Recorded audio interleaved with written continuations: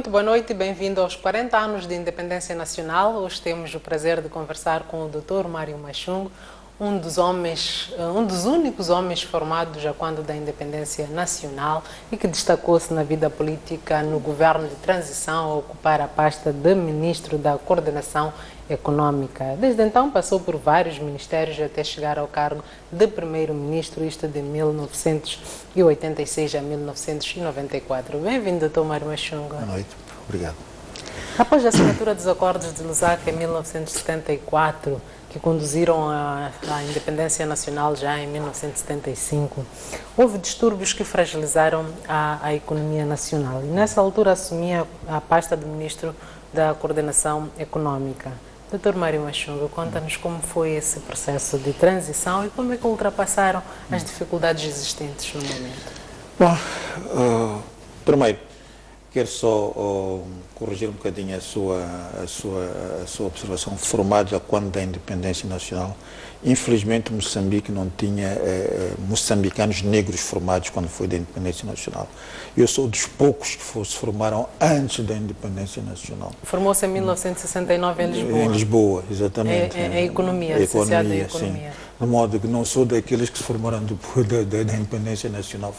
Éramos poucos, éramos 3 ou 4 economistas negros moçambicanos que voltamos para Moçambique para vir trabalhar. De modo que, em termos de quadros, como vê, para chegarmos à sua pergunta, em termos de quadros, quando viemos para o governo de transição, havia poucos quadros disponíveis para realizar as tarefas complexas e difíceis da governação do país e governar o país em condições muito complicadas.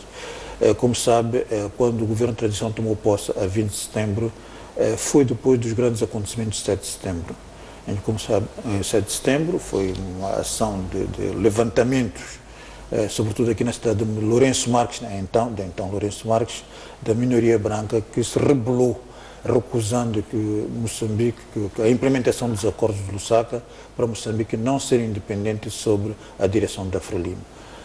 Quando nós tomamos posse, já havia um problema quando tomamos posse o governo de transição sob a direção do então primeiro-ministro, presidente Chissano, primeiro-ministro Chissano.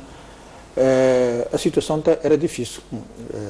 Tínhamos de partir qual é o ponto de referência, de onde partirmos, o que fazer, como controlar os atos de sabotagem, como dirigir a economia, como dirigir a sociedade, os setores sociais. Não havia pontos de referência, Em outras ocasiões pode-se dizer que, as pessoas tinham ministérios já formados, era só chegar lá, sentar-se no ministério. Aqui neste caso não havia ministérios já formados, havia antigos secretarias provinciais.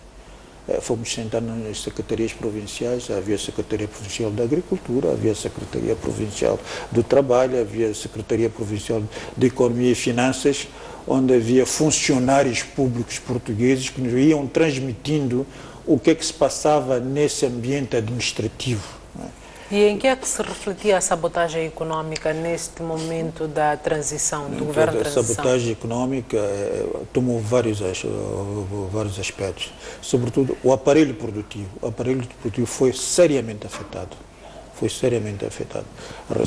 Basta dizer que o aparelho produtivo, em 1973 para 1974, foi reduzido em quase 50%.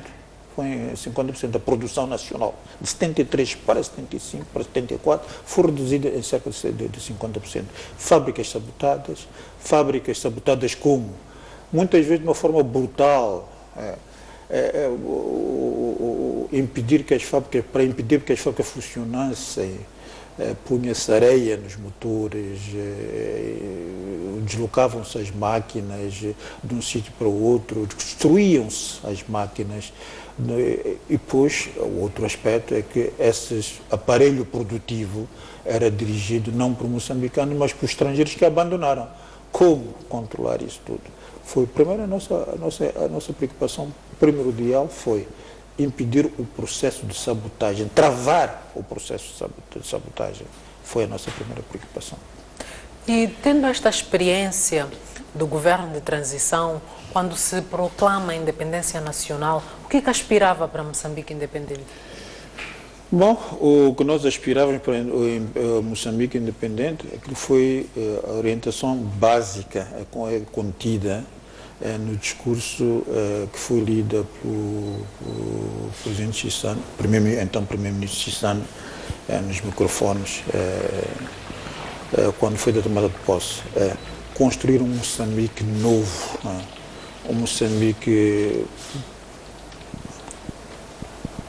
progressista. Moçambique não era, nós falávamos de socialismo naquela altura, Moçambique para todos, inclusive para todos. Até numa entrevista que fizeram ao primeiro-ministro Chissano naquela altura, se era um país multirracial que nós íamos construir, uma vez que no passado colonial havia racismo. O presidente Chissano respondeu, não, é antirracista. Antirracista. Fez-se apelo a todos, vamos ficar todos, construir este Moçambique novo. Todos são necessários. E nós desejávamos que, de facto, que aqueles problemas que foram herdados do analfabetismo, para não falar da repressão típica, que tinha de acabar, do chibalo, das deportações, da falta de ensino, etc. Mas tudo tinha de acabar para podermos construir o homem novo, aqui chamamos o homem novo. É por isso que a educação, nós demos prioridade à educação do moçambicano, educação moçambicana. A taxa de analfabetismo naquela altura era cerca de 93%. Era muito elevada. É preciso acabar com isso. As escolas serem abertas para todos os moçambicanos, não haver discriminação para os moçambicanos, dar possibilidade ao moçambicano poder aceder ao conhecimento para poder desenvolver o seu país, dar prioridade àqueles setores vitais para o desenvolvimento de Moçambique. Quais foram os setores considerados vitais naquela altura? Foi a agricultura, foi definida como base do nosso desenvolvimento, tendo em conta a dimensão e a riqueza agropecuária que nós tínhamos em Moçambique. Tínhamos de desenvolver a agricultura como base e tomar a indústria como setor dinamizador. Nós tínhamos um sonho que é justo ter esse sonho, vermos Moçambique desenvolvido em pouco tempo, ultrapassar o atraso grande que Moçambique apresentava perante os outros países, inclusivamente perante os países vizinhos. Pensávamos que era possível, não é possível. Não foi possível, veremos. Fez parte do primeiro governo da República Popular de Moçambique, onde ocupou a pasta de Ministro da Indústria e Comércio e mais tarde Ministro da Energia já de 76 a 78. Conhecendo a realidade do país, qual foi o seu contributo para a definição das políticas de desenvolvimento? Bom, nós naquela altura, no primeiro governo, tínhamos um ministério chamado Ministério do Plano e Desenvolvimento Econômico, que era dirigido pelo camarada Marcelino dos Santos, e é aí onde se realizavam os planos de desenvolvimento, a visão para o desenvolvimento do nosso país. Tínhamos que ter, como digo, na base deste princípio que foram já definido, tomar a agricultura como base, a indústria como fator dinamizador, transformar a estrutura industrial e agrícola existente. A agricultura, a estrutura e a organização agrícola como estava, não servia inteiramente aos interesses do nosso povo. É preciso trazer os camponeses que estavam remetidos à produção de matérias-primas só para enriquecer a indústria portuguesa, como algodão, como matérias-primas da indústria portuguesa, transformar essa agricultura como produtora de produtos básicos para a alimentação do nosso povo e diminuir as importações.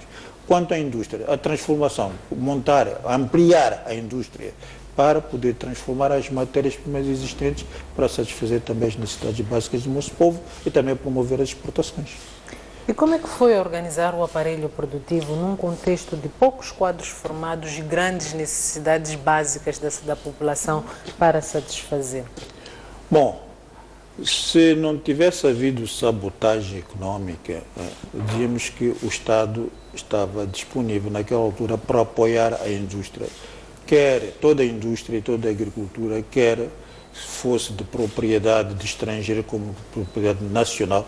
Deixa-me dizer que não havia nacionais que fossem proprietários de nenhuma unidade econômica, de nenhuma assim visível, mas o governo estava disposto a apoiar todos aqueles que quisessem produzir para desenvolver o país.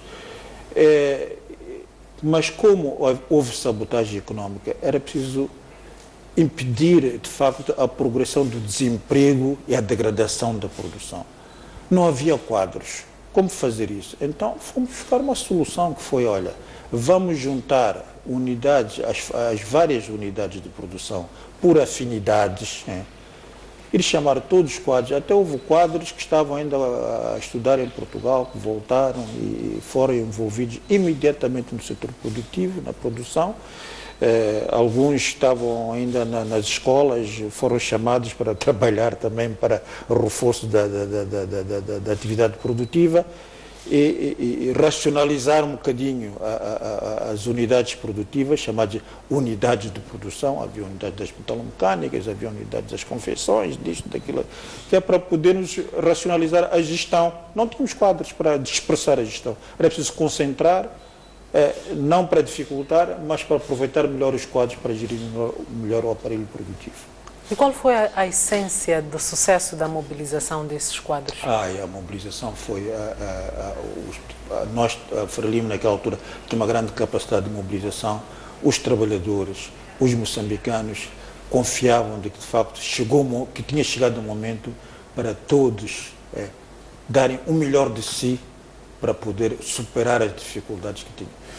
Olha, e de facto eu confiava, havia muita confiança. E eu vou contar um episódio que vale a pena, eu sempre tenho a oportunidade de contar este episódio quando, por exemplo, o setor açucareiro foi completamente sabotado e havia equipamento das fábricas de açúcar, que são chamados rolos do açúcar, que eram enviados normalmente para a África do Sul para retificação, no fim da campanha, para serem retificados. E depois voltavam para o início da campanha. Mas, ora, tínhamos problemas de relacionamento com a África do Sul racista. Não podíamos continuar a enviar porque a origem da sabotagem econômica também estava na África do Sul. Não íamos oferecer-lhes a possibilidade de continuarem também, de facilitar o processo de sabotagem econômica da nossa economia. Então, tivemos a discutir, as fábricas, que fábricas é que existiam? Havia a Cifel, tinha uma pequena fundição, os técnicos tinham fugido, como acabamos de fazer isto? Discutimos muito, mas temos que resolver o problema, porque a campanha tem que arrancar do açúcar. Então, alguns operários, alguns estudantes de engenharia, disseram, mas, Sr. Ministro, não podemos arrancar porque falta-nos o aparelho adequado para medir a temperatura do aço em fusão, porque só assim é que podemos fazer a vazão do aço para a retificação, para os rolos, para retificar os rolos. E um operário disse, senhores, isto eu trabalho cá há anos, eu sei como fazer isso. Como? Você não vai inventar o tal chamado pirômetro para fazer esse trabalho. Como é que vai fazer? Olha, eu basta pôr a minha mão assim, em frente ao forno, já sei mais ou menos a temperatura está nos tantos milhares de graus, aproximadamente.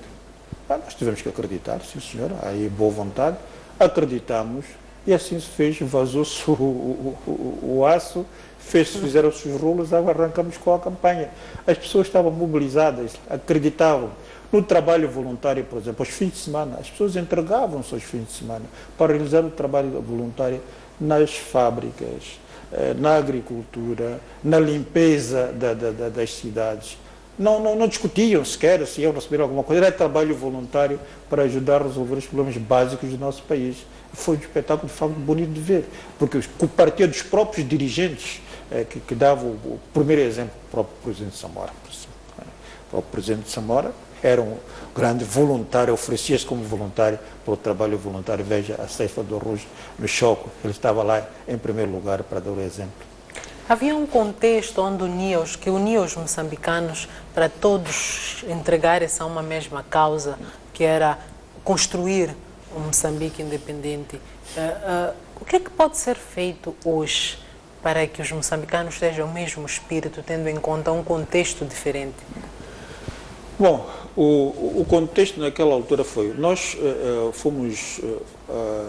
vencemos o colonialismo português unidos, né, contra a dominação colonial. Tínhamos como palavra de ordem a luta contra o racismo, contra o tribalismo, contra o regionalismo. Isto foram forças que nos permitiram avançar na luta, né? Foi o espírito da unidade dos povos moçambicanos. O que punhamos em primeiro lugar era a unidade entre nós. Não olhávamos nem para a região, nem para a origem social. Era o trabalho para promover Moçambique. Esta força que vínhamos, que trouxemos da luta armada e que permitiu, de facto, ganhar mais batalhas na luta contra o colonialismo, produziu os seus frutos. Mas, para me dizer que hoje, quando eu digo no passado, quem foi para a luta, por exemplo, o que mobilizava era isso, era vencer o colonialismo na unidade nacional, na unidade de todos. Ninguém perguntava quanto é que eu vou ganhar por eu ser combatente da luta armada. Ninguém perguntava, dizia, olha, o que é preciso? Vencer o colonialismo, sim senhor, cá estou como voluntário. Sabe?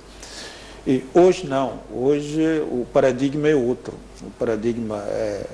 O paradigma da solidariedade, da unidade, foi se esbatendo com estes processos de globalização, com os processos, vou dizer, de quando o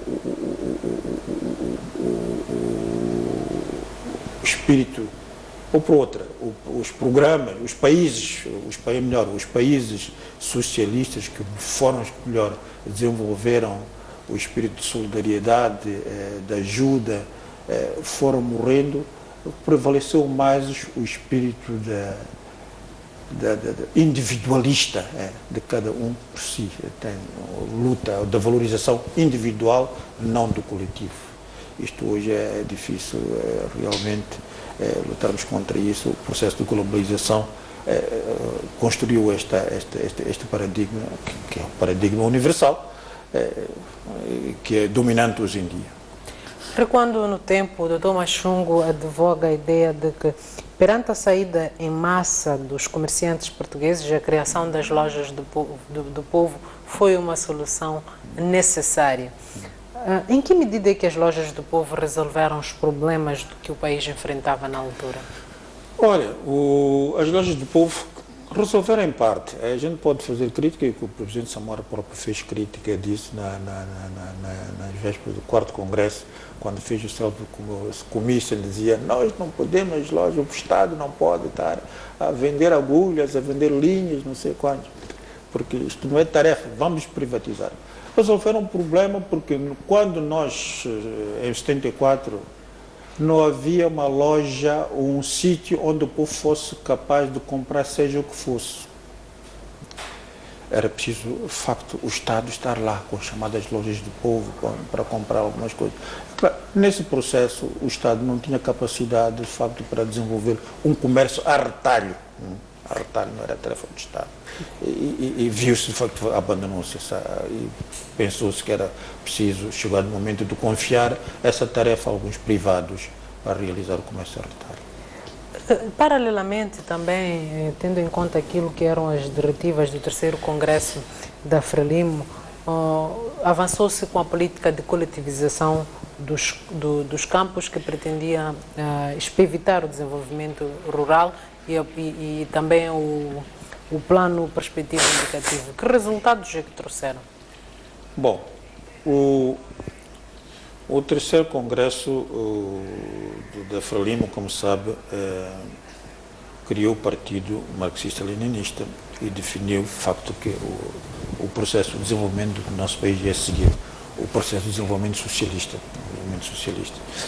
E para isso foram definidos que o problema da socialização do campo era uma das saídas importantes. Portanto, levar que os camponeses se associassem para poder aproveitar melhor as vantagens do associativismo, para poderem desenvolver melhor as parcelas agrícolas que estavam ao seu dispor, e também facilitar o apoio do governo para o desenvolvimento da agricultura através dos centros de maquinaria agrícola que davam apoio a essas unidades, porque de facto vimos que a agricultura não podia continuar por muito tempo ser uma agricultura de enxada de cabo curto. Tinha de passar para a fase seguinte da agricultura, uma agricultura melhor que aumentasse a produção e a produtividade. Foi este que nós acreditamos que isso era possível. Mas em alguns casos, vimos que muitas cooperativas desenvolveram-se nessa base, as chamadas parques de máquinas, e unidades de apoio à agricultura familiar, como as agricons,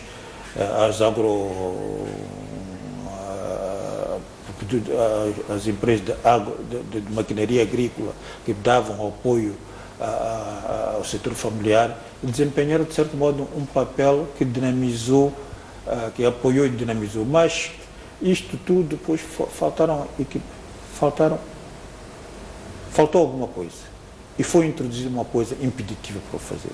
Foi a guerra de desestabilização. Por falar em guerra de desestabilização, o plano prospectivo indicativo tinha como objetivo tirar o país do subdesenvolvimento em 10 anos, o que não aconteceu. E teria sido a guerra de desestabilização ou as calamidades naturais que teriam contribuído para a guerra de desestabilização foi responsável, foi grande responsável, porque se formos ver aquilo que foi definido para o plano prospectivo indicativo para o desenvolvimento do nosso país, não digo que seria possível, que tivesse sido possível em 10 anos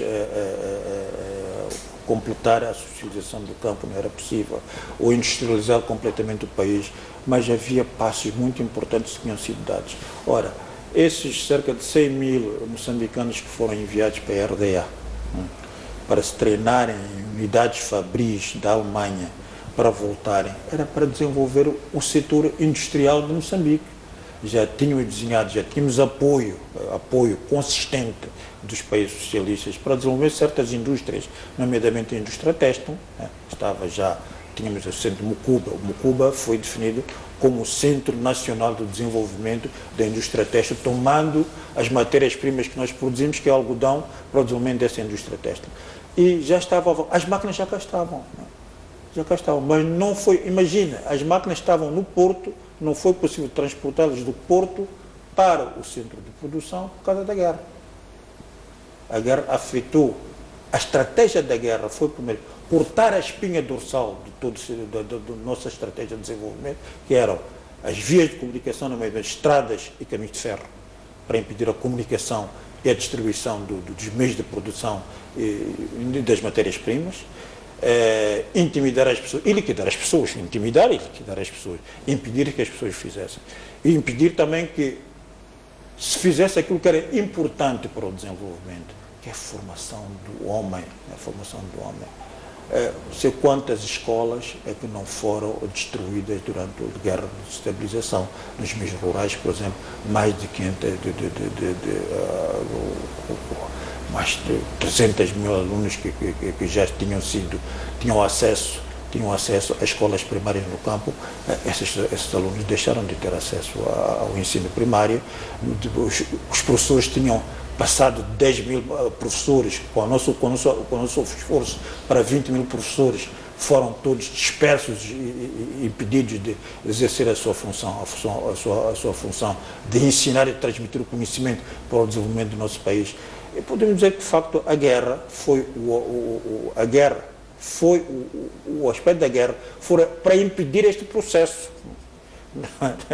Para impedir que o processo de desenvolvimento que tinha sido escolhido pela Frelimo fosse realizado, porque seria um mau exemplo para a região e, sobretudo, para os países vizinhos de minoria, dominados pela minoria branca, tinham medo de dar mau exemplo, de que a população da maioria negra pudesse, de facto, fazer maravilhas na região.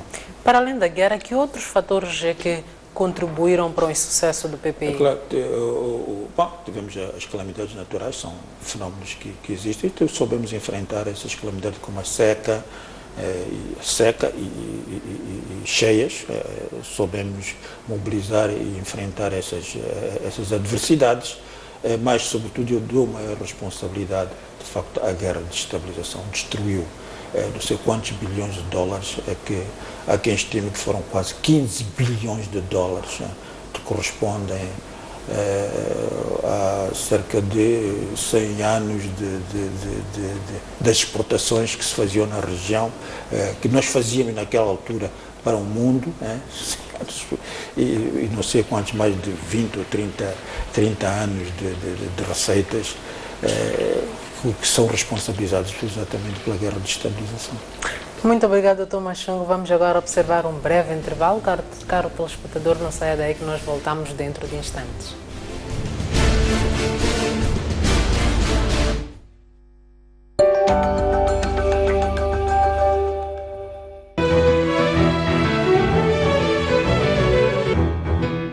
Cá estamos para mais um baú.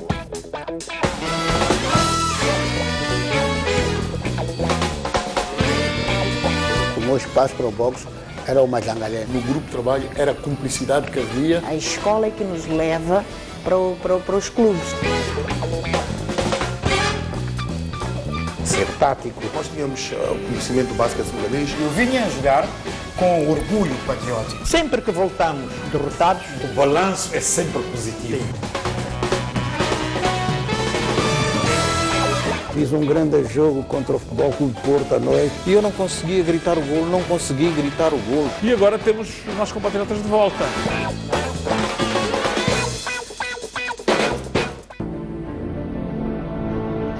Figuras da nossa história. Governo de transição. Rui Baltazar dos Santos Alves, 41 anos, Ministro da Justiça. Cargos posteriores: 1978-1986, Ministro das Finanças, 1986-1990, Reitor da Universidade Eduardo Mondlane, 1994-2001, Embaixador na Suécia, 2003-2009, Presidente do Conselho Constitucional. Porque um país sem história é um país sem futuro.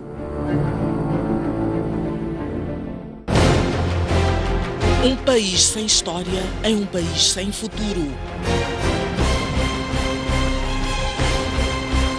Um mundo sem referências é um mundo sem norte. Um país sem cultura é um país sem identidade. Um país sem ídolos é um país sem referências.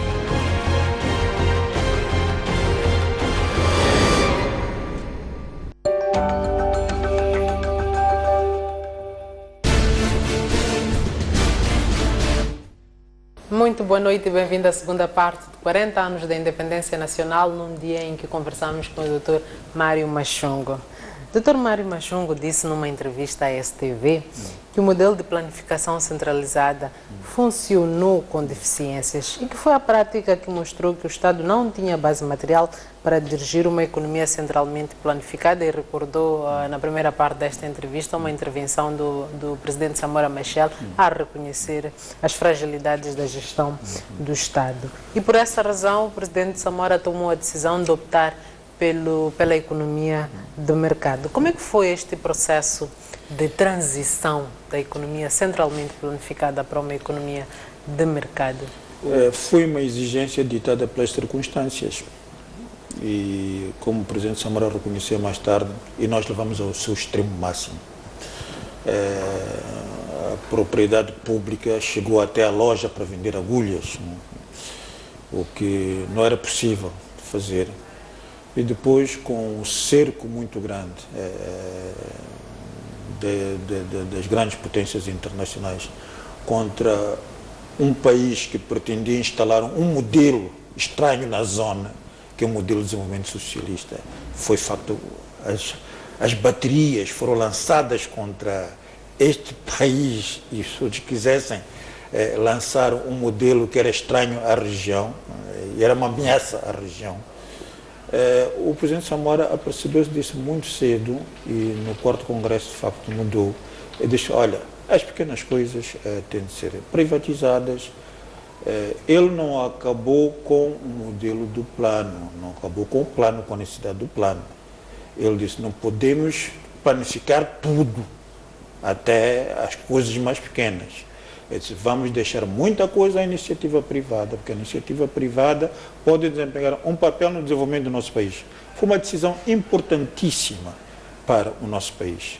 Quando se decidiu privatizar muitas coisas pequenas para o setor privado e deixar ao Estado a responsabilidade de fazer as grandes coisas, aquelas coisas que de facto só podiam ser feitas pelo Estado, pelo volume de financiamento que era necessário fazer, mão de obra especializada que é preciso juntar e organizar o processo de administração e direção dessas unidades de forma a tirar delas melhor rendimento e inserir-nos melhor no mercado e sobretudo neste mercado regional em primeiro lugar e no mercado internacional.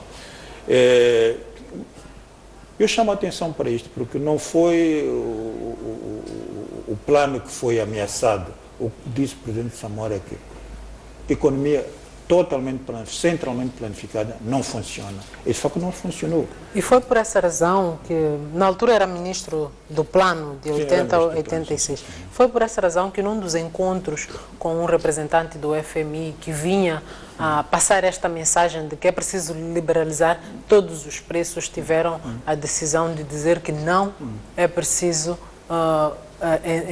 iniciar ou implementar faseadamente, dar tempo a tempo. Quais eram os riscos da liberalização de todos os preços e como é que foi a gestão desta recusa num cenário de crise?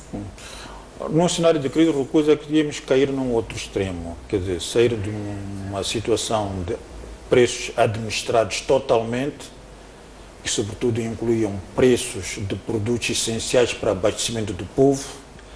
Havia poucos produtos por causa da situação económica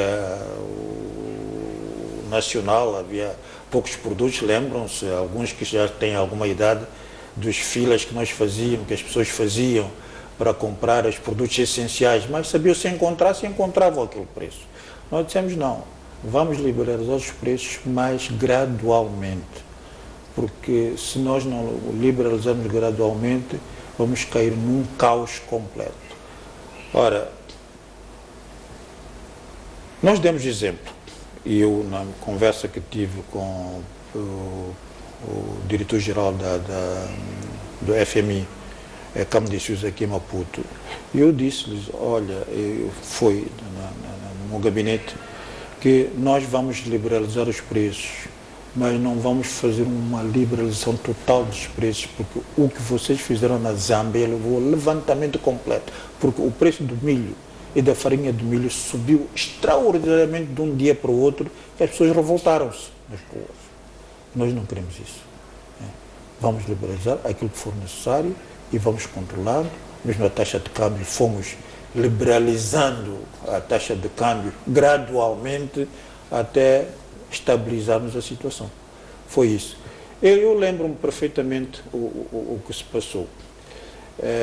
A delegação do FMI, do Banco Mundial que esteve aqui, como nós recusamos de facto fazer essa liberalização completa, então nós não damos a ajuda que vocês pretendem.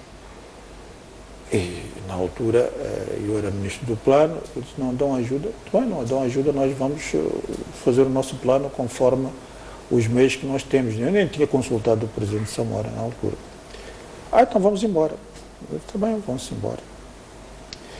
E eu fui dizer ao presidente Samora o que é que se tinha passado. Olha, passou-se isto. O Banco Mundial quer que a gente liberalize tudo completamente, deixar os preços serem geridos com o mercado. Havia uma mão invisível que havia de levar os preços à estabilização e a baixar os preços. De um momento para o outro era benéfico para o povo. Olha, por exemplo, veja essa castanha de caju morreu. Liberalizou tanta castanha de caju que a indústria da castanha de caju morreu. Esta é outra conversa que nós podemos ter das políticas. E que sempre foi contra essa liberalização. Eu fui também contra a castanha de caju, contra a questão da castanha de caju. Fui frontal nesse aspecto, contra a questão da castanha de caju. O presidente Samora disse, muito bem, o que é que vai acontecer? Então, se é isso, não querem dar o apoio que deviam dar, nós vamos fazer um comício, dizer ao nosso povo, olha, vamos morrer, mas sim, se é para morrermos, vamos morrer nós próprios, das medidas que nós tomamos, não das medidas da cura dos outros.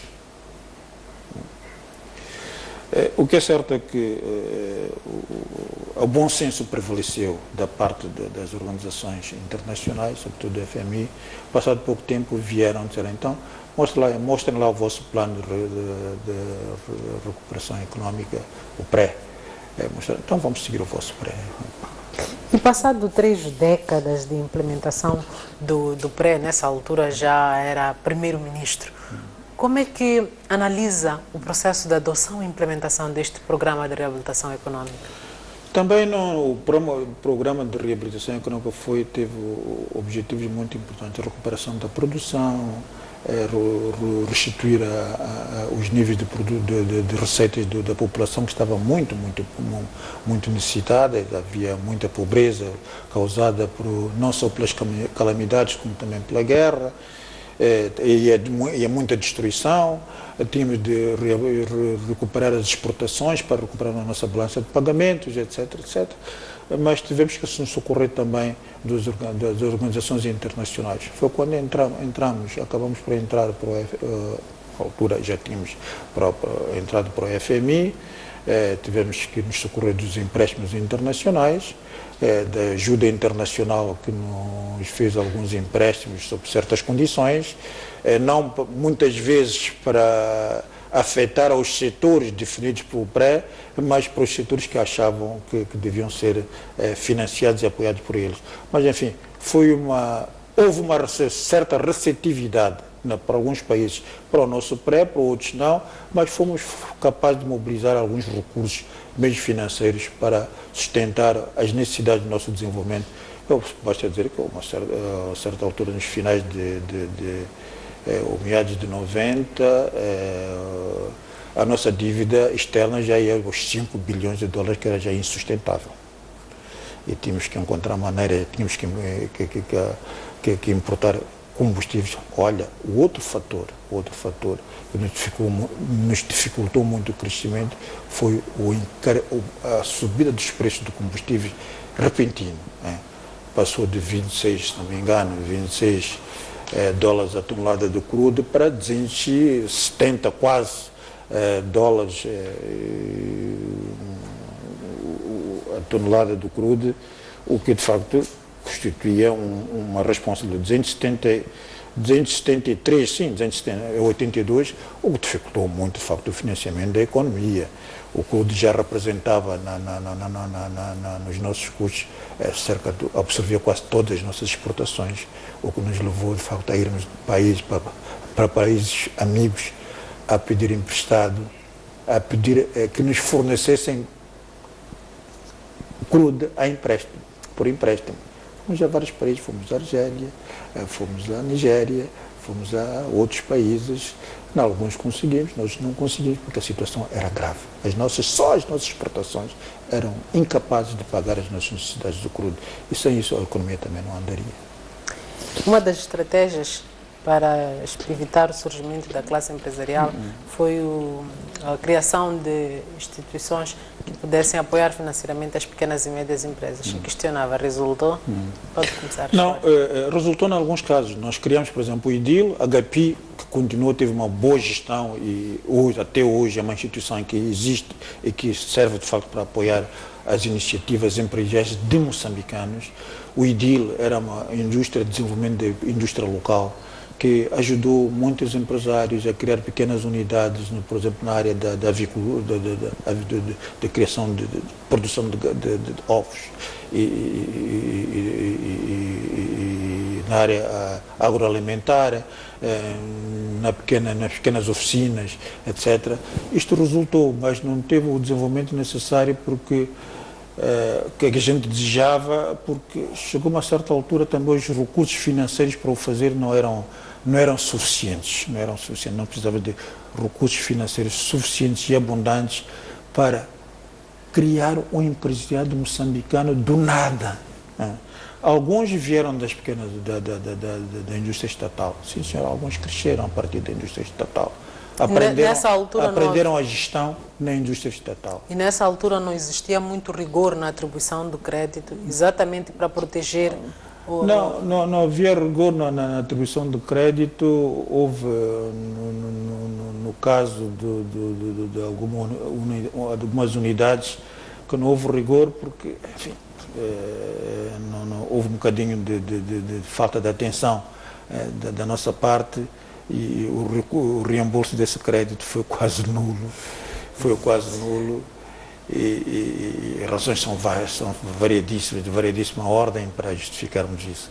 Dr. Mário Machung defende que a agricultura é a base do desenvolvimento e disse isso na primeira parte desta entrevista. Entretanto, passam 40 anos de independência nacional e a agricultura ainda não conseguiu impulsionar o desenvolvimento do nosso país. O que é que está a falhar? Olha, é uma boa pergunta. O que é que está a falhar? Muitas coisas. Primeiro, setor para se desenvolver precisa de proteção.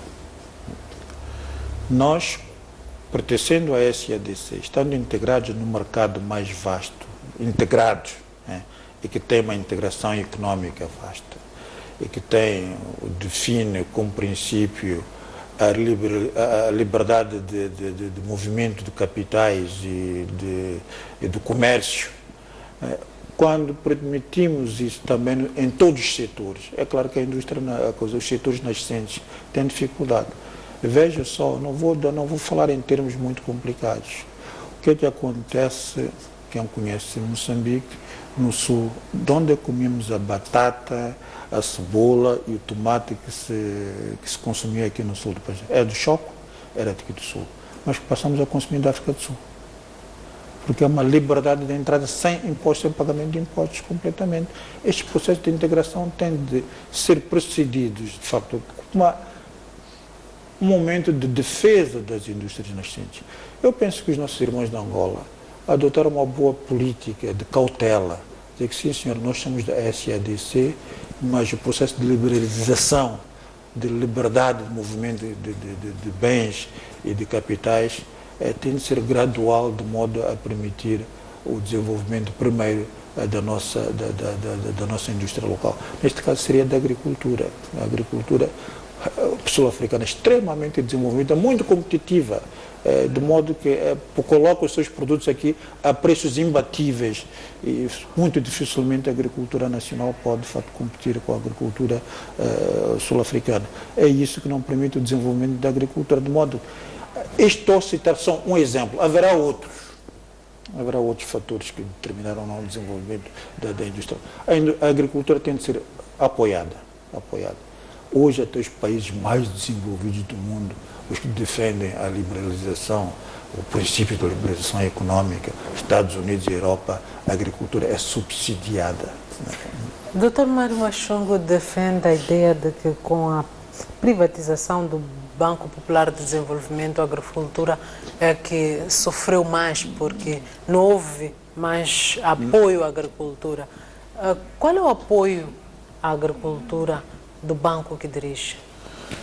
Bom, os bancos comerciais, um banco comercial que tem os seus acionistas, prosseguem os seus fins, que os fins de lucro não vão conceder financiamento com bónus, como era necessário que um banco estatal desenhado para apoiar a agricultura fornece o seu financiamento com taxas reduzidas, bonificando as taxas de juros para permitir o desenvolvimento dessas atividades.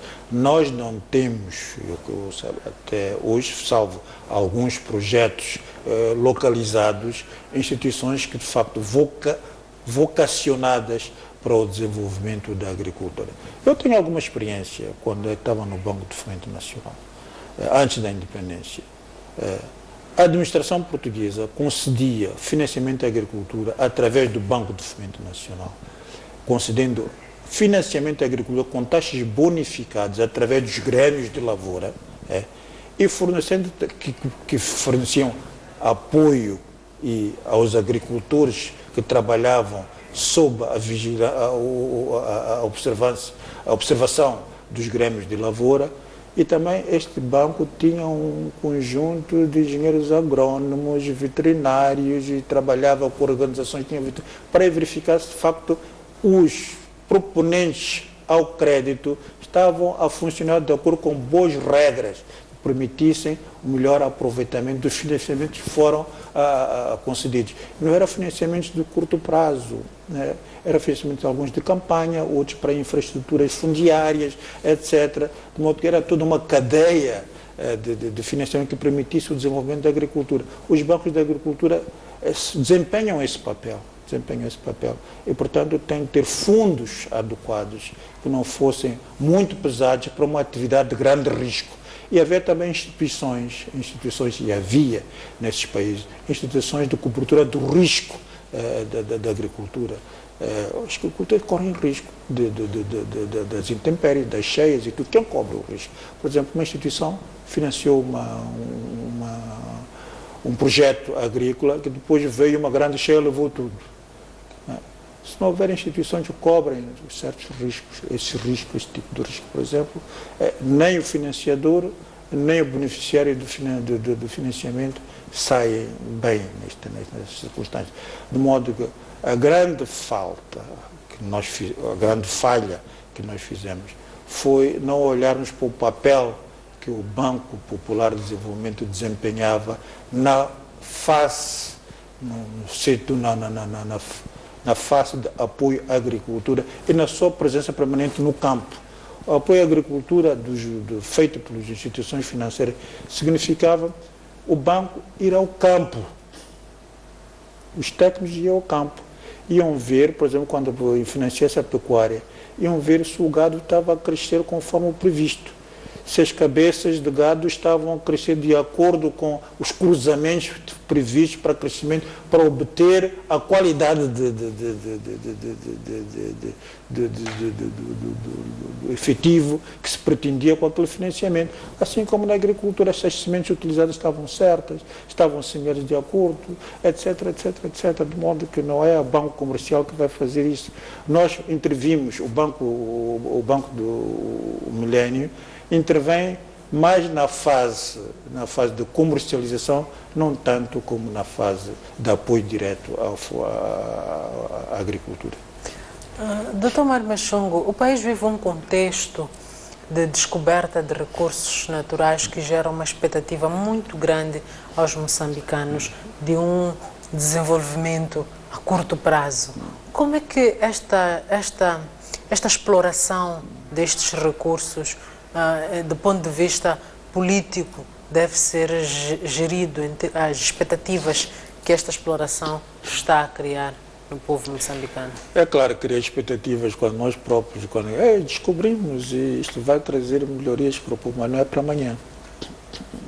Não é para amanhã, são bilhões e bilhões de dólares que se investem para produzir resultados daqui a uns anos. Agora, a gestão desses resultados ainda não produzimos, ainda não temos nenhum resultados efetivos do investimento que se fez, nem no carvão, nem no gás. Por enquanto é investimento para reconhecimento das reservas, para instalar fábricas de processamento do gás e também o carvão já começamos a exportar, mas logo foi afetado pela baixa do preço do carvão no mundo e o próprio investidor está a sofrer, de facto, os efeitos do impacto negativo da subida dos preços do carvão. De modo que o que estou a dizer é o seguinte: é preciso também educarmos o povo numa perspectiva de longo prazo, numa prospectiva que informa o povo, dizer que, olha, isto vai acontecer desta maneira e se acontecer isto, acontecerá de outra maneira e vão ser tomadas estas medidas. É preciso tomar outras medidas se por acaso as previsões que nós fizemos não acontecerem. E saber como os recursos serão utilizados desta maneira e desta maneira. Porque, de volta a repetir, esses recursos, a expectativa deve ser posta na formação do homem. que vai ser o primeiro responsável para a transformação material do nosso país em benefício do próprio homem moçambicano. Dr. Machungo, olhando para o futuro do país, o que acha que deve ser feito hoje, para além desta componente da formação do homem que acabou de sublinhar, o que pode o país fazer hoje para que amanhã esteja melhor, que nos próximos 40 anos o balanço seja positivo? Hoje, eu vou parafrasear o nosso presidente Nunes: paz e unidade nacional. Paz e unidade nacional. Muito obrigado, Dr. Machungo, por esta conversa. Nós ficamos por aqui. Voltamos numa próxima oportunidade. Não saia daí, fique com a restante programação da STV. Boa noite.